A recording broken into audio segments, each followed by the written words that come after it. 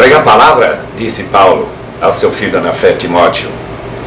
Se de fato a palavra de Deus é inspirada, então é muito importante que o pastor mestre pense bem antes de ele pregar, que aquilo que ele fala seja de fato a palavra de Deus, e que cumpra a sua razão de ser, e que tornar todo homem perfeito e perfeitamente habilitado para toda boa obra. Eu quero esse dia dar alguma palavrinha sobre como se pode preparar uma mensagem expositiva. Naturalmente, em primeiro lugar, é necessário que se escolha um texto. O texto deve ter integridade, deve ser um parágrafo, pode ser um ditado, pode ser um mandamento, mas que seja íntegro e que tenha coesão e que tenha uma certa dinâmica, porque a gente está pensando em chegar a alguma conclusão. É justamente isso que tem que pensar quando se prega expositivamente. Qual é a razão dessa pregação? Para onde que nós queremos direcionar essa palavra? Deve ter alguma conexão com as necessidades do povo. E deve ter totalmente integrada na própria palavra, enraizada na palavra.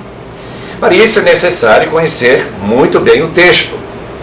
O pastor Campbell Morgan de Londres achava que era necessário ler o texto pelo menos 50 vezes. Meu próprio professor, Merrill Tenney, dizia que nós tínhamos que ler o livro inteiro várias vezes, de vários pontos de vista, até ficarmos realmente familiarizados. Quando sabemos o que o texto diz, é hora de pegar uma folha para fazer alguns rascunhos. Primeiramente, tentar chegar à conclusão que o texto está querendo dizer. Qual é a proposição que esse parágrafo, aquele ditado, realmente vai promover. Seu objetivo, uma vez reconhecido e sintetizado, a gente escreve, porque isto é aquilo sobre o qual a mensagem deve ser composta. Pensemos, por exemplo, no caso do filho pródigo. A história do filho pródigo tinha o propósito de chegar ao fato de que uma pessoa que serve a Deus, mas que não ama a Deus, é muito menos apreciado por Deus do que um filho pródigo que tem feito tudo de mal, mas que volta e se arrepende. Esse sendo sintetizado numa proposição, agora se procura no próprio texto os alicerces necessários para fazer com que essa mensagem seja reconhecida pelo povo e que chegue a trazer um comprometimento com o próprio texto. Isso requer um estudo muito cuidadoso. Pode ser um estudo analítico, especialmente se for uma carta. Pode ser um estudo retórico, ver as palavras principais. Pode ser um estudo teológico, que a gente procura aquilo que o texto mais tem como pressuposição em relação às palavras principais do texto. Com esse trabalho analítico, teológico, até retórico, a gente vai colocando observações. Observar, por exemplo, como que o texto está relacionado com o texto anterior, como está relacionado com o propósito do texto dentro do livro, como também qual é o propósito que vai seguir no texto seguinte.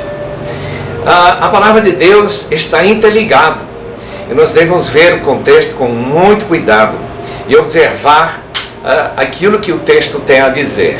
Além disso, temos outros fatores interessantes dentro do texto. Temos a gramática, analisar os verbos, o tempo dos verbos, o modo do verbo, a ação do verbo, quem está agindo, sobre quem. Todo esse tipo de observação é fundamental quando a gente está preparando uma mensagem. Nosso colega na faculdade teológica achava que 30 horas para preparar uma mensagem era muito bom. Eu acho que ninguém vai gastar 30 horas para preparar uma mensagem positiva. Mas o tempo que se possa gastar, especialmente meditando, como o salmista diz, dia e noite, tudo é útil para chegar a essa palavra que Deus colocará no seu coração. E para que não coloque coisas que não ajudam em argumentar a favor dessa proposição. Uma vez que a gente tem essas observações, começa a estruturar a mensagem. Normalmente pensamos, para sustentar uma proposição, 2, 3, 4 argumentos que estão dentro do próprio texto.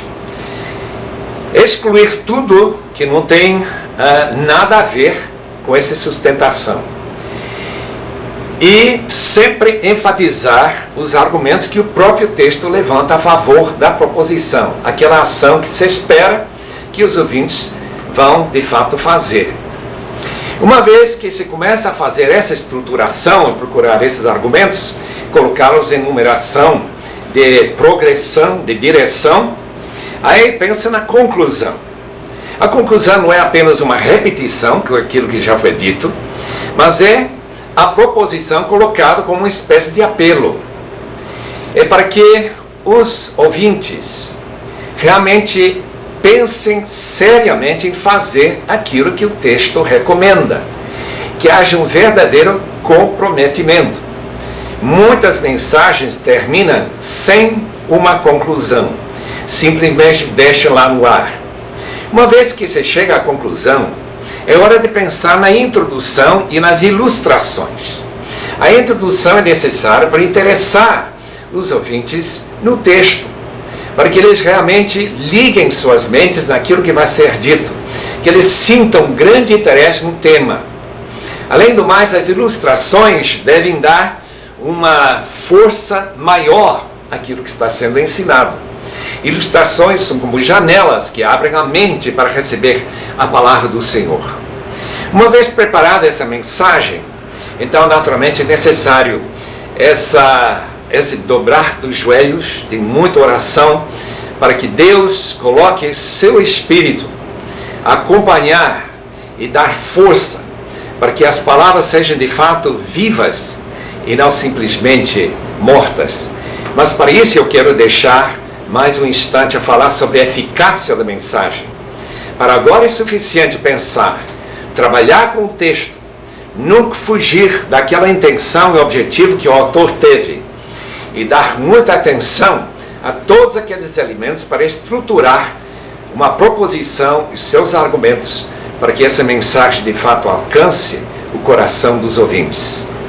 Deus os abençoe neste santo trabalho de pregar a palavra.